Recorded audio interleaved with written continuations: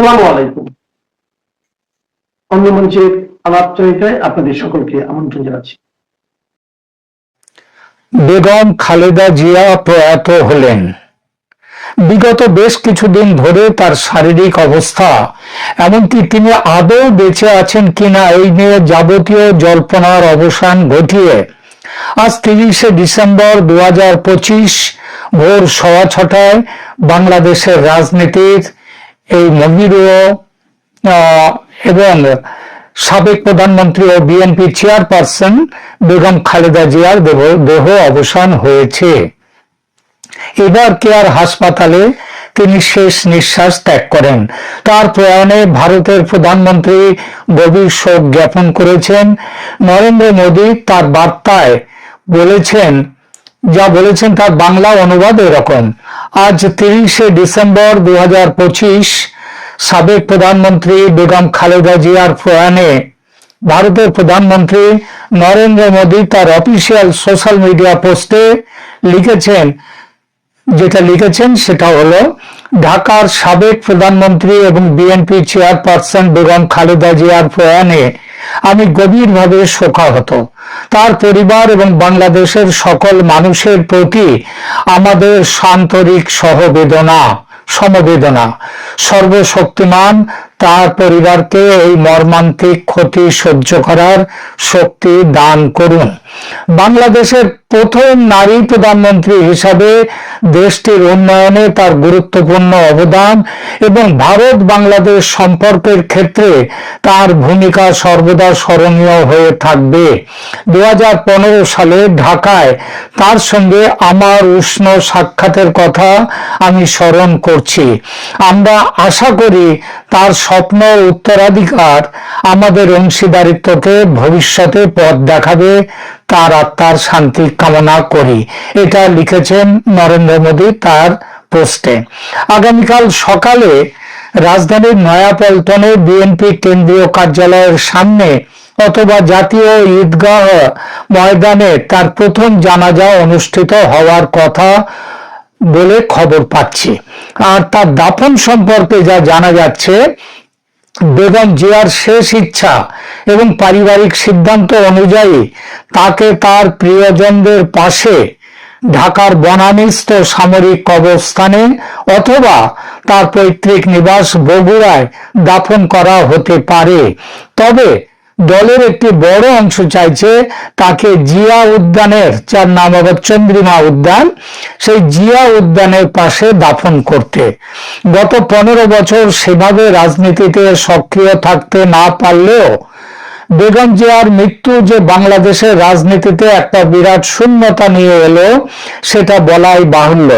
এবং বাংলাদেশের বর্তমান রাজনৈতিক পরিস্থিতিতে এই মৃত্যু শুধু যে তার দলকে এক বড় অগ্নি পরীক্ষার মুখোমুখি দাঁড় করিয়ে দিল তাই নয়, আগামীর বাংলাদেশ কোন পথে যাবে সে ব্যাপারেও অনেক প্রশ্নের জন্ম দিল।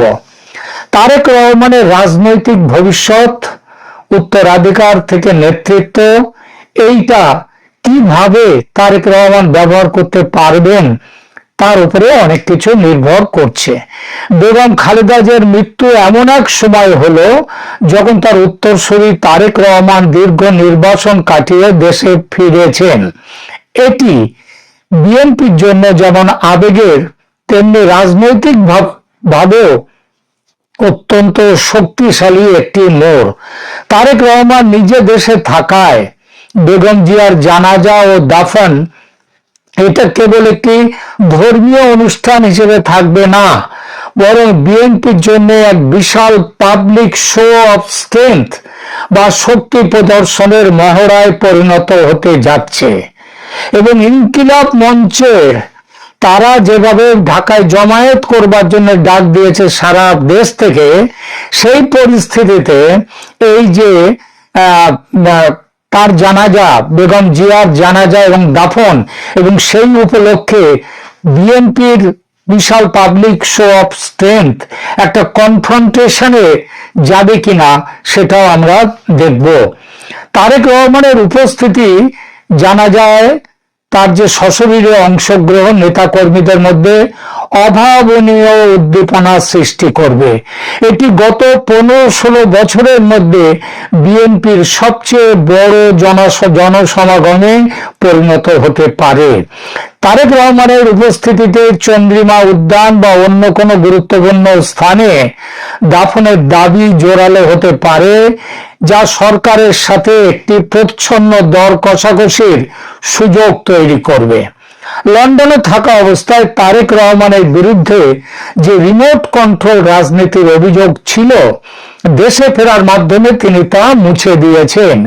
একচ্ছত্র নিয়ন্ত্রণ, মায়ের মৃত্যুর পর দলের প্রধান হিসেবে তার স্থল অভিষিক্ত হওয়া এখন কেবল সময়ের ব্যাপার। সশরীরে নিতেও তো তিনি ওয়ার্কিং প্রেসিডেন্ট আছেনই দলের। সশরীরে উপস্থিত থাকায় তিনি সরাসরি তার দলের তৃণমূল স্তরের সঙ্গে যোগাযোগ স্থাপন করতে পারছেন, যা দলের অভ্যন্তরীণ কোন্দল মেটাতে সহায়ক হবে। সহানুভূতির রাজনীতিটা কেমন করে তিনি পাবেন সেটাও দেখা যাক।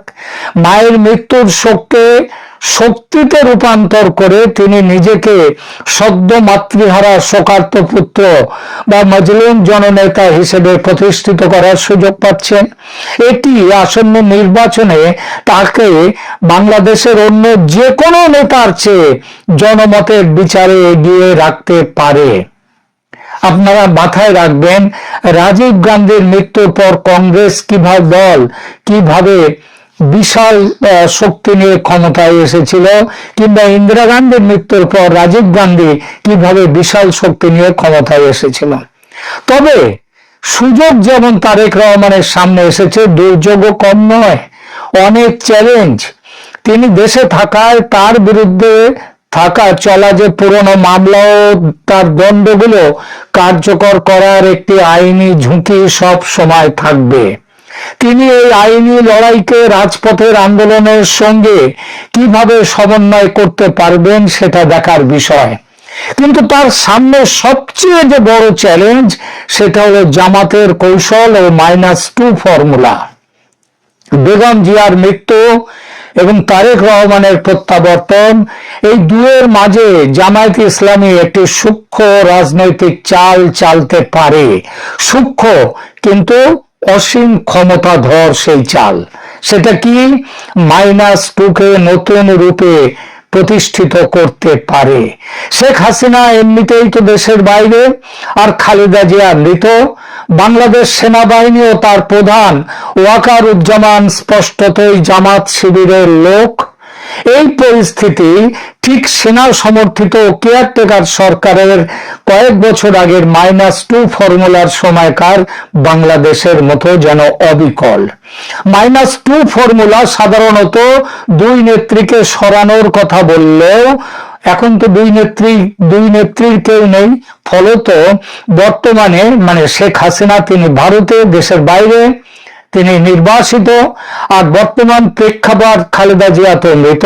সুতরাং বর্তমান প্রেক্ষাপটে সেনাবাহিনী ও জামায়াত চাইতে পারে পরিবারতান্ত্রিক রাজনীতির অবসান। তারা প্রচার করতে পারে যে বাংলাদেশে এখন নতুন ও সংস্কারবাদী রাজনীতির সময়, এখানে কোনো নির্দিষ্ট পরিবারের আধিপত্য থাকবে না।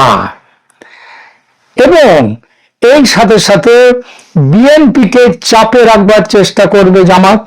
তারেক রহমান দেশে থাকায় জামাত সরাসরি তার নেতৃত্বের বিরোধিতা হয়তো করবে না, কিন্তু পর্দার আড়ালে তারা এমন একটা জোট বা শক্তির উত্থান ঘটাতে চাইবে যা বিএনপির একক আধিপত্যকে চ্যালেঞ্জ করবে। আপনাদের হয়তো খেয়াল করেছেন, ইতিমধ্যে খবর পেয়েছেন 10 দলকে নিয়ে, যাদের মধ্যে রয়েছে আবার গত বছরের জুলাই অভ্যুত্থানের নায়করা, যার মধ্যে নায়কও বলতে পারেন, খলনায়কও বলতে পারেন, তারা নতুন দল করেছে এনসিপি। সেই এনসিপিও জামাতের সঙ্গে গেছে। এছাড়া সমস্ত ইসলামী দলগুলো জামাতের ছাতার তলায় এসেছে, আর সেনাবাহিনী তো জামাতের পক্ষে আছেই। সুতরাং বিএনপির বিরুদ্ধে চ্যালেঞ্জটা কিন্তু খুব বড়। আর বিএনপি যখন শোক এবং জানাজা নিয়ে ব্যস্ত থাকবে, জামাত তখন রাজনৈতিক শূন্যস্থান পূরণে তাদের যে সাংগঠনিক কার্যক্রম আরো জোরদার করবে।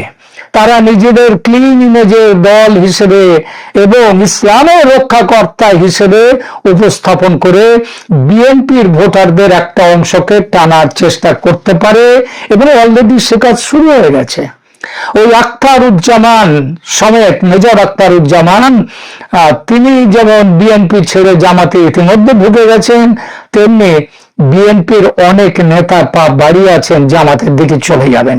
কারণ আদর্শিক দিক দিয়ে বিএনপি কখনোই যেমন মুক্তিযুদ্ধের পক্ষের মানে বা পাকিস্তানের বিপক্ষে বা জামাতের বিপক্ষীয় রাজনীতির দল তো এরা ছিল না।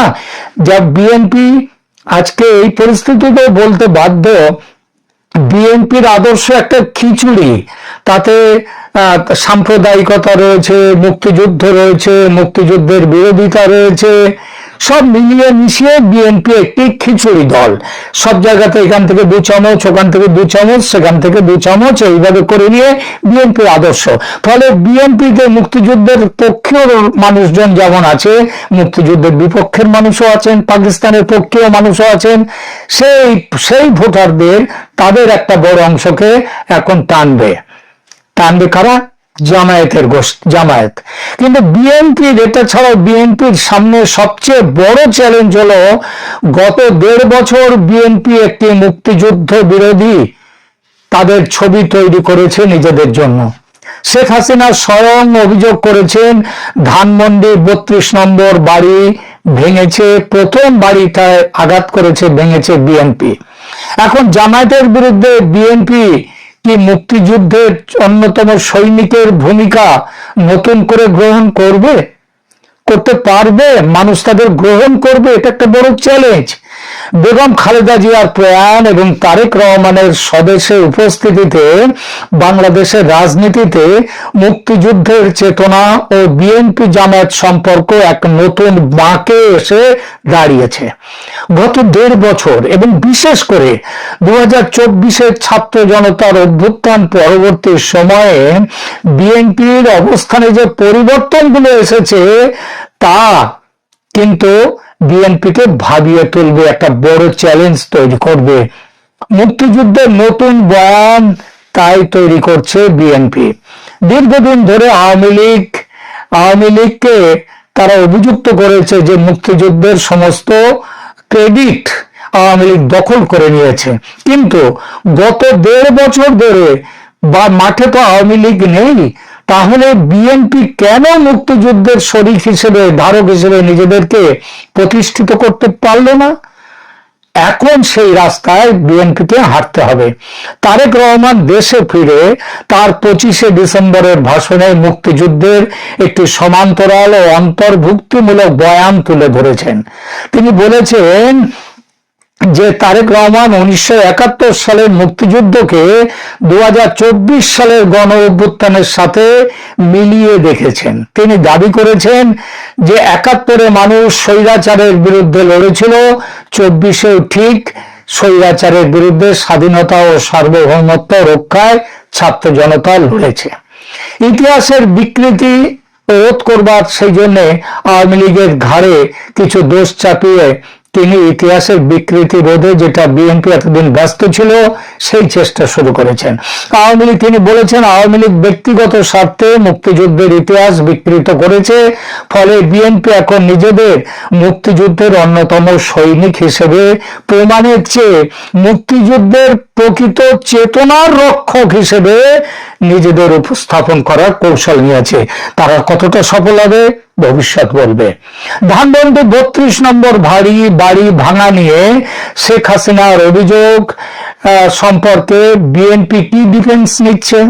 বিএনপি এই ভাঙচুরের সঙ্গে নিজেদের সম্পৃক্ততা অস্বীকার করে বলেছে এটা জনগণের স্বতঃস্ফূর্ত ক্ষোভের বহিঃপ্রকাশ। তারা বলতে চাইছে যে আওয়ামী লীগ ব্যক্তি পূজার মাধ্যমে মুক্তিযুদ্ধের ইতিহাসকে একটি নির্দিষ্ট পরিবারের মধ্যে সীমাবদ্ধ করে ফেলেছিল, যা সাধারণ মানুষের মধ্যে বিরূপ প্রতিক্রিয়া সৃষ্টি করেছে। তাদের এই বয়ান মানুষ নেবে কিনা সেটাও দেখার, তবে এটা অবশ্যই একটি চ্যালেঞ্জ। মুক্তিযুদ্ধের বিএনপি এখন মুক্তিযুদ্ধের যে লোগো, সেইটা পুনরুদ্ধারে নেমেছে বিএনপি। বিএনপি এখন শহীদ রাষ্ট্রপতি জিয়াউর রহমানের স্বাধীনতার ঘোষক সত্তাকে সামনে এনে নিজেদের মুক্তিযুদ্ধ বান্ধব ইমেজ পুনরুদ্ধার করার চেষ্টা করছে, যাতে আওয়ামী লীগের মুক্তিযুদ্ধের সপক্ষে ভোটের একটা অংশকে নিজেদের দিকে তারা টানতে পারে। এর সঙ্গে জামায়াতের সঙ্গে দূরত্ব এবং নতুন মেরুকরণ করবার কাজে ব্যস্ত হতে হয়েছে, আগামী দিনে আরো হবে।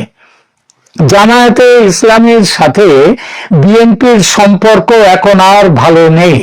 জামায়াত এখন ন্যাশনাল সিটিজেন্স পার্টি, ইসলামী বা ছাত্র নেতাদের সাথে মিলে একটি স্বতন্ত্র শক্তি হওয়ার চেষ্টা করছে। তারেক রহমান এবং বিএনপি নেতারা বারবার বলছেন যে তারা আর কোনো প্রশ্নবিদ্ধ জোট বা জামায়াতের দিকে ইঙ্গিত করে বলছে তাদেরকে নিয়ে ক্ষমতায় যেতে চান না, তারা এককভাবে বা কেবল সমমনোভাবাপন্ন গণতান্ত্রিক দলগুলোকে নিয়ে এগোতে চান। আর আগেই তো বলছি, মুক্তিযুদ্ধের বিরুদ্ধে ইমেজ কাটাতে তারা ভীষণভাবে সচেষ্ট। তাহলে এবার প্রশ্ন, জামায়াতের বিরুদ্ধে কি মুক্তিযুদ্ধের সৈনিক হবে বিএনপি? পরিস্থিতি কিন্তু সেদিকেই এগুচ্ছে। বর্তমান রাজনৈতিক শূন্যতায় জামাত যদি বিএনপির প্রধান প্রতিদ্বন্দ্বী হয়ে ওঠে, তবে বিএনপি নিশ্চিতভাবেই, যেটা হয়ে উঠেছে ইতিমধ্যে, ফলে বিএনপি নিশ্চিতভাবেই মুক্তিযুদ্ধের লিবারেল বা উদারপন্থী পক্ষ হিসেবে নিজেদেরকে হাজির করবে। আওয়ামী লীগ মাঠ থেকে কার্যত উদাও হওয়ায় এখন লড়াই হবে বিএনপি বনাম জামাত এবং অন্যান্য। এক্ষেত্রে বিএনপি মুক্তিযুদ্ধের সেন্টিমেন্ট ব্যবহার করে মধ্যপন্থী ও প্রগতিশীল ভোটারদের নিজেদের দিকে টানার চেষ্টা করবে। তারেক রহমান এখন সশরীরে মাঠে থাকায় বিএনপি অনেক বেশি ক্ষমতা পেয়েছে এবং কৌশলী হতে পারছে। তারা জামাতকে সাথে নিয়ে নয়, বরং জামাতকে পাশ কাটিয়ে জামাতের বিরুদ্ধে একটি জাতীয়তাবাদী ও মুক্তিযুদ্ধপন্থী শক্তি হিসেবে নিজেদের নতুন করে ব্র্যান্ডিং করছে। শেখ হাসিনার ধানমন্ডি 32-এর অভিযোগকে তারা এড়িয়ে যাচ্ছে, এড়িয়ে গিয়ে বরং 2024-এর বিপ্লবকে 71-এর অসমাপ্ত কাজ হিসেবে প্রতিষ্ঠিত করতে চাইছে। ভবিষ্যৎ বলবে তারেক রহমান সফল হবেন না ব্যর্থ হবেন। এর উপর নির্ভর করবে ভবিষ্যতের বাংলাদেশ কোন পথে যাবে। আপাতত